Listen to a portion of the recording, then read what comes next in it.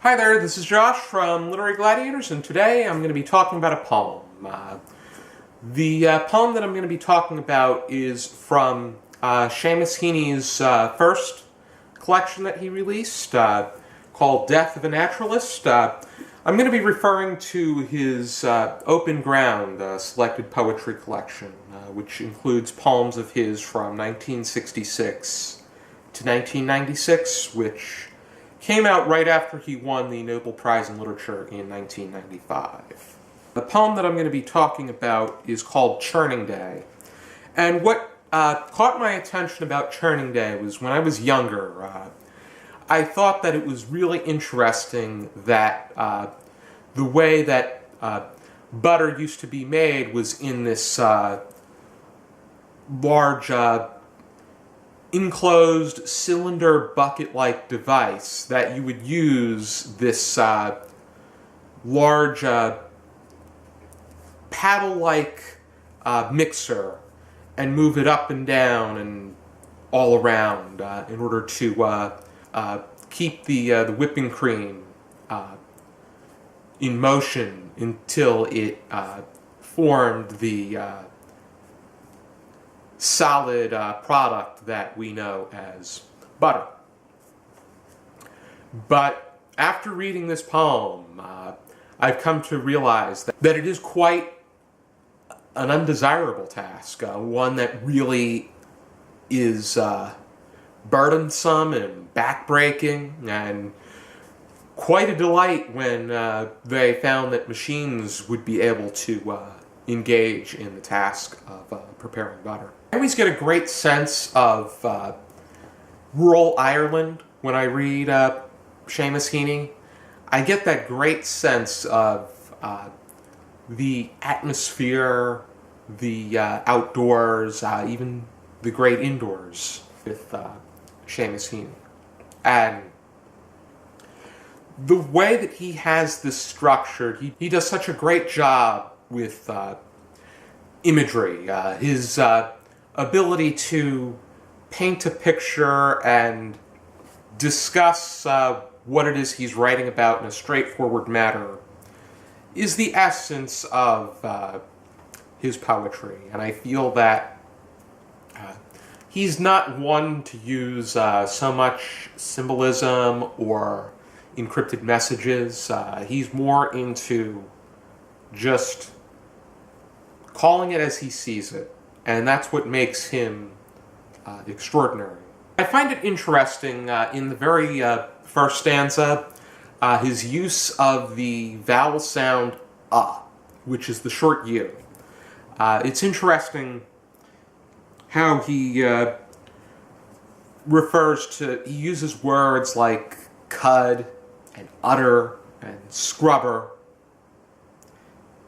and these really, it makes you feel like you're plodding through as you're reading it, and you're going through the given motions.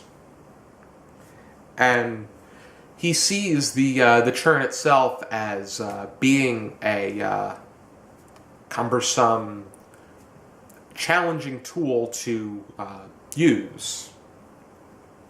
In the second stanza, he makes mention to how painful it really is to engage in the churning of the butter.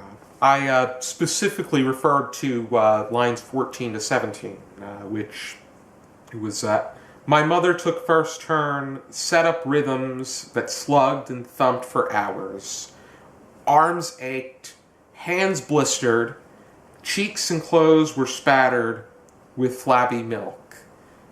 The fact that it causes sore arms and blistering hands is quite the fact that you had to go through such a grueling process to get a finished product that would leave a lingering odor, and then have to do the same thing over in a short period of time afterward.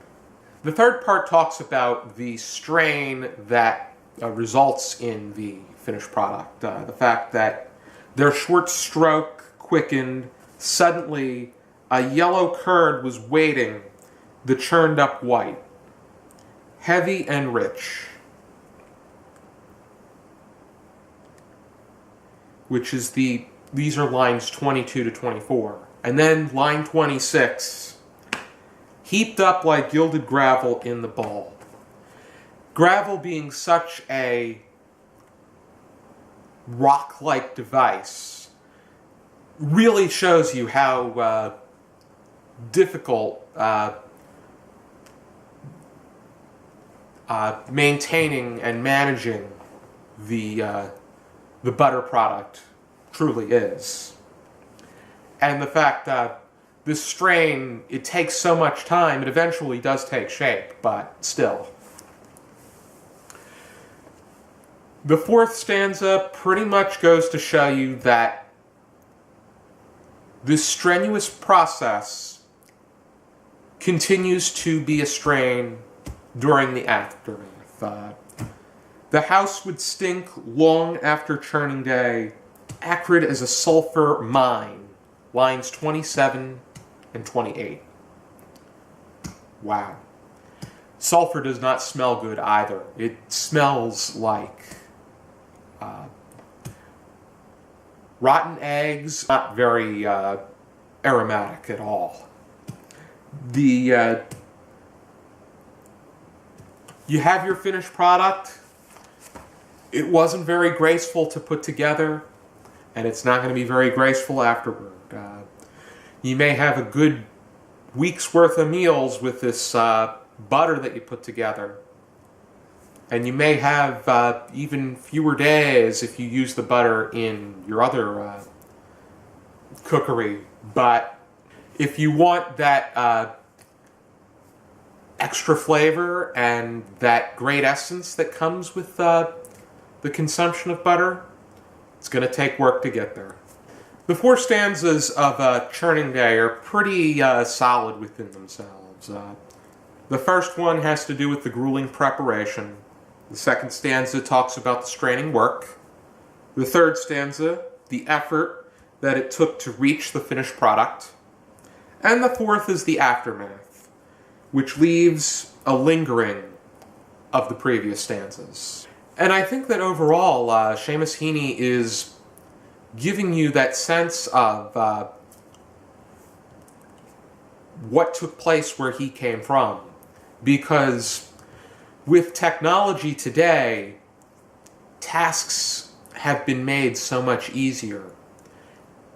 And not even 100 years ago were they engaging in more manual labor, hands-on processes in order to obtain a finished product like butter. If you want to check this poem out and many others, here is Opened Ground. This is probably the most recognizable large poetry collection of Seamus Heaney's. And I really want to continue making my way through this because he does have some really great poems. The way that he writes is just magnificent. Thank you for tuning into this video. I hope you check out some more videos from our channel, and for now, keep reading.